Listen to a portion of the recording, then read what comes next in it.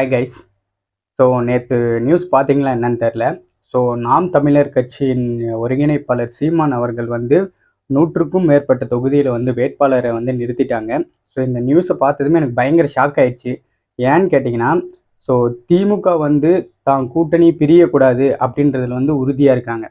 அதிமுகவை வந்து இன்னும் நம்ம கூட்டணியை எப்படி பலப்படுத்தலாம் அப்படின்றதுலையும் வந்து குறியாக இருக்காங்க.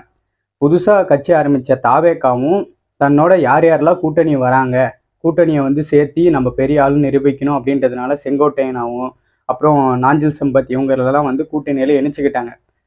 எல்லாருக்குமே அரசியலில் வந்து தான் வந்து வெயிட்டான கை அப்படின்னு சொல்லிட்டு கூட்டணி சேர்த்தணும், நம்மளுடைய மக்கள் செல்வாக்கை வந்து மக்கள்கிட்ட நிரூபிக்கணும் கூட்டத்தை காட்டி அப்படின்னு நினைப்பாங்க.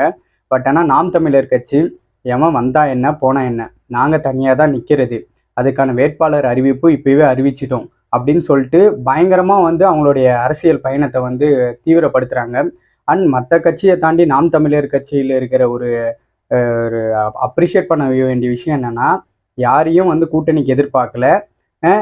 மற்ற கட்சியை போல் வந்து நாங்கள் பெரிய ஆளுன்னு சொல்லிட்டு மக்களை வந்து ஏமாத்தலை. அவங்க எடுக்கிற அரசியல் மேலே அவங்களுக்கு முழு நம்பிக்கை இருக்குது.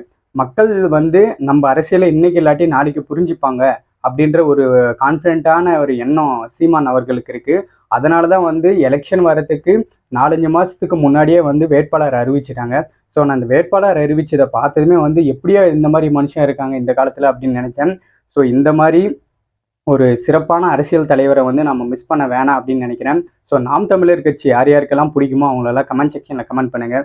நாம் தமிழர் கட்சியை பற்றின நிறைய விஷயம் நம்ம தெரிஞ்சுக்கணும் அப்படின்னா நம்ம வீடியோவை சப்ஸ்கிரைப் பண்ணிவிடுங்க.